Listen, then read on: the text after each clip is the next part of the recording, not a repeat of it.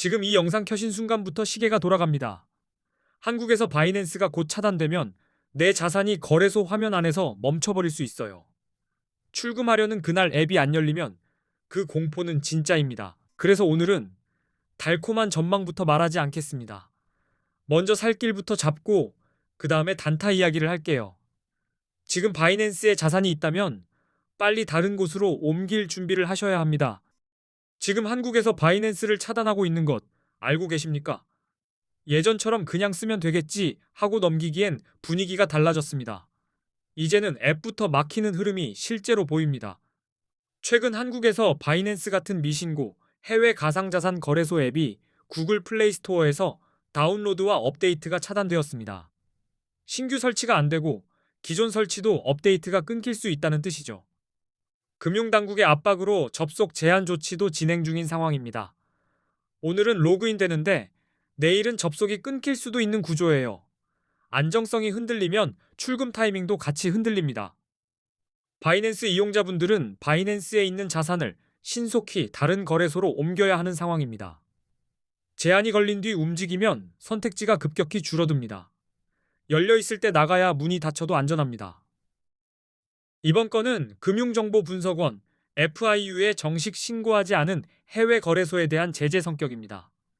신고가 없으면 국내 기준으로는 관리 밖에 있는 플랫폼이 되거든요. 그래서 당국이 강하게 누르고 있습니다. 기존 이용자분들은 앱을 이미 깔아두셨다면 당분간은 사용할 수도 있습니다. 하지만 업데이트가 막히고 향후 접속이 차단될 수 있으니 우회로 버티기보다 미리 옮길 계획을 세우는 게 맞습니다. 신규 이용자분들은 더 불리합니다. 플레이스토어에서 앱 설치가 어려운 상황이라 시작 자체가 막히고 웹사이트 접속도 제한될 수 있다는 얘기까지 나옵니다. 처음부터 문턱이 올라간 겁니다. 이런 조치가 나온 큰 이유가 있습니다. 바이낸스는 국내 금융당국, 즉 금융정보분석원 FIU에 가상자산 사업자 신고를 하지 않은 것으로 분류됩니다. 신고가 없으니 당국이 제재 카드를 꺼내기 쉬워진 겁니다. 또 하나는 구글의 움직임입니다. 구글이 한국금융당국 요청에 따라 미신고 해외거래소 앱을 플레이스토어에서 퇴출시키는 방향으로 결정했다는 흐름이 나왔습니다. 그래서 설치와 업데이트부터 막힌 겁니다. 여기에 세금 배경도 겹칩니다. 국내 거래소는 앞으로 세금이 부과될 예정인데 해외 거래소는 세금 부과가 상대적으로 어렵습니다. 이 차이가 당국의 강경 대응을 더 부추겼다고 보는 시각이 있습니다. 지금 당장 할 수 있는 대처는 단순합니다. 이미 설치된 앱이 돌아간다고 안심하지 마시고 업데이트가 막힌 순간부터는 위험도가 올라간다고 생각하세요. 접속이 막히기 전에 출금 루트를 확보하는 게 먼저입니다. 그래서 저는 자산을 개인 지갑으로 출금해 두는 걸 안전한 선택으로 봅니다. 개인 지갑은 거래소가 아니라 내가 직접 관리하는 지갑이에요. 쉽게 말해 내 열쇠를 내가 쥐고 있는 상태입니다. 거래소에 두면 편하긴 하지만 접속 제한이 걸리면 내 돈인데도 손이 묶일 수 있습니다. 개인 지갑으로 빼두면 최소한 통제권은 남습니다. 급할 때 움직일 수 있는 손발을 미리 만들어 두는 거죠. 출금할 때는 서두르되 급하게 실수하면 안 됩니다. 주소를 한 글자라도 틀리면 되돌리기 어렵고 네트워크 선택을 잘못하면 지연이나 문제가 생길 수 있어요. 가능하면 소액으로 먼저 테스트하는 습관이 좋습니다. 다른 거래소로 옮길 때도 마찬가지입니다. 입금 주소와 메모, 태그가 필요한 코인은 빠뜨리면 반영이 늦어질 수 있습니다. 옮기는 과정은 속도보다 정확도가 먼저라고 기억하세요. 우회 접속 방법도 있긴 합니다. 앱 삭제 후 VPN으로 접속하는 식이죠. 하지만 보안과 법적 위험을 감수해야 하고 내 정보가 새는 순간 손해는 내가 혼자 떠안습니다. 국내 거래소로 가면 되지 않냐고요? 대안이 될 수는 있지만 저는 추천드리지 않습니다. 국내 거래소는 레버리지 사용이 불가능하고 거래 수수료도 높게 느껴질 수 있으며 추후 세금이 부과될 예정이라 비용 부담이 커질 수 있습니다. 그래서 지금 이번 사태로 한국인들이 가장 많이 가입하고 이동하는 거래소 5곳을 제가 비교 분석해 두었습니다.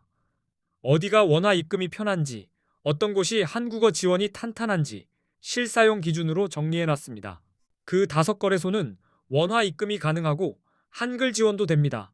수수료도 비교적 저렴한 편이고 가입 시 $100를 지급하는 이벤트를 진행하는 곳도 포함되어 있습니다. 시작하는 분들에겐 꽤 큰 차이죠. 5곳 정보는 고정 댓글에 깔끔하게 정리해 두었으니 확인해 주시기 바랍니다. 보고 나서 움직이는 게 아니라 움직일 준비를 하면서 같이 보시면 더 빠릅니다. 지금은 망설임이 손해로 이어질 수 있어요. 자, 이제부터는 코인 선물 거래의 기본적인 단타법으로 넘어가겠습니다. 오늘은 화려한 기법보다 초보가 바로 써먹을 수 있는 기준을 드릴게요. 롱과 숏을 언제 잡아야 하는지요. 비트코인 같은 암호화폐는 변동성이 워낙 커서 진입 타이밍이 생명입니다. 같은 방향을 봐도 들어가는 순간이 다르면 결과가 완전히 달라집니다. 그래서 단타는 운이 아니라 구조로 합니다.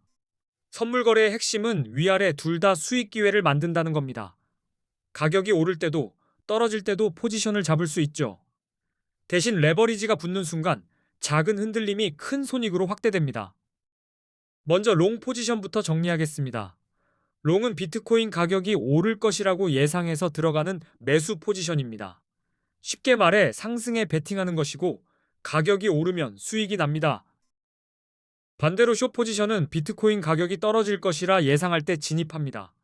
하락에 베팅하는 포지션이죠. 떨어지면 수익, 오르면 손실이라는 점에서 롱과 반대입니다. 여기서 초보가 제일 많이 다치는 부분이 레버리지입니다. 레버리지는 칼날이 양쪽으로 서 있어요. 수익도 빠르지만 손실도 빠르고 방향이 틀리면 청산이라는 결과로 끝날 수 있습니다. 그래서 롱이든 숏이든 감정이 아니라 신호로 들어가야 합니다. 차트에서 추세가 보이고 거래량이 따라오고 뉴스가 뒷받침하면 그때 확률이 내 편이 됩니다. 이제 롱 신호부터 보겠습니다. 롱은 가격 상승을 예상할 때 유리합니다.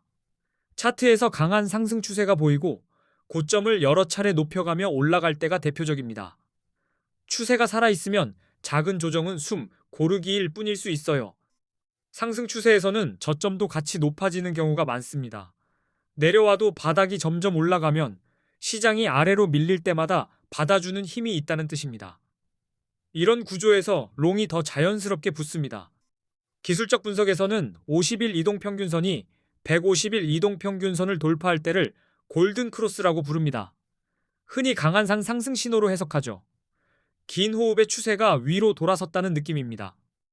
거래량이 증가할 때도 롱 근거가 됩니다. 가격이 오를 때 거래량이 함께 늘면 시장 참여가 실제로 붙는다는 뜻입니다. 힘이 실린 상승은 한 번 더 뻗을 가능성이 커집니다. 뉴스도 반드시 확인해야 합니다.